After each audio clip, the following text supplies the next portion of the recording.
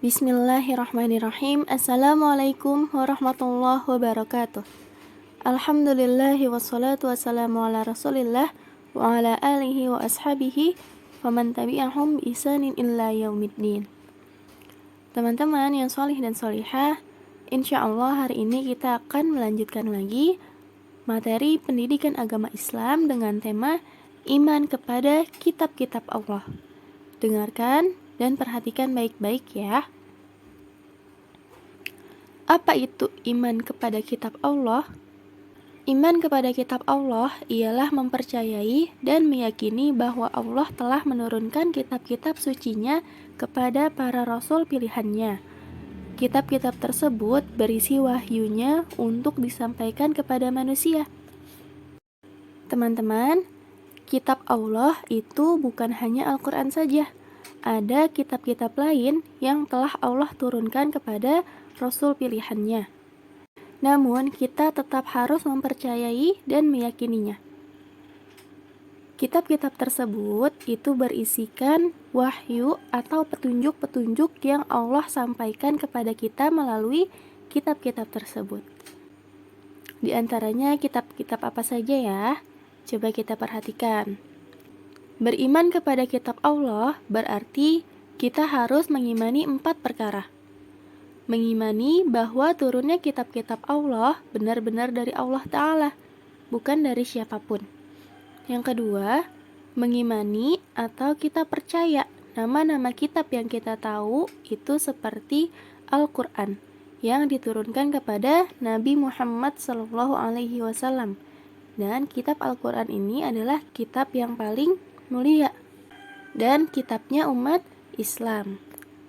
Lalu ada kitab Taurat yang diturunkan kepada Nabi Musa alaihi salam. Lalu ada kitab Injil yang diturunkan kepada Nabi Isa alaihi salam. Dan yang terakhir ada kitab Zabur yang diturunkan kepada Nabi Daud alaihi salam. Sedangkan kitab lain yang tidak kita ketahui namanya, kita juga harus mengimaninya. Maksud mengimaninya adalah kita harus mempercayai bahwa kitab-kitab yang telah Allah Ta'ala turunkan kepada para nabi seperti kitab Zabur, Injil, Taurat, dan Al-Quran, kitab itu semua ada pada ketika zaman Nabi. Lalu yang ketiga, membenarkan berita-beritanya yang benar, seperti berita mengenai Al-Quran dan berita-berita lain yang tidak diganti atau diubah dari kitab-kitab terdahulu sebelum Al-Quran.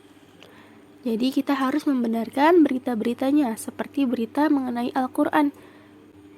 Kitab-kitab yang sudah kita ketahui selain Al-Quran itu isinya sudah berbeda, seperti kitab Injil dan yang lainnya itu isinya sudah diganti, sudah diubah, berbeda dengan kitab-kitab pada zaman Nabi terdahulu. Lalu yang keempat, mengamalkan hukum-hukumnya yang tidak dihapus, serta ridho dan pasrah menerimanya. Kita harus mengamalkan hukum-hukum yang sudah ditetapkan pada Al-Quran. Dan kita harus ridho menerimanya dan menjalaninya dalam kehidupan sehari-hari. Jadi pada saat kita sudah mengamalkan Al-Quran, kita sudah menghafalkan, kita juga harus memahami isi kandungan dari Al-Quran tersebut. Kita baca maknanya dan artinya, lalu kita lakukan dalam kehidupan sehari-hari kita.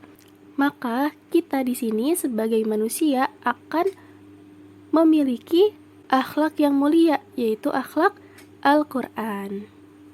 Alhamdulillah, Ustazah cukupkan untuk materi hari ini. Insya Allah kita akan lanjutkan pada pertemuan berikutnya. Dan ini adalah tugas untuk kalian hari ini, dikerjakan di buku tulis. Ustazah tutup pembelajaran hari ini dengan membaca doa kafaratul majlis. Subhanakallahumma wa bihamdika asyhadu an la ilaha illa anta astaghfiruka wa atubu ilaik. Barakallahu fikum. Wassalamualaikum warahmatullahi wabarakatuh.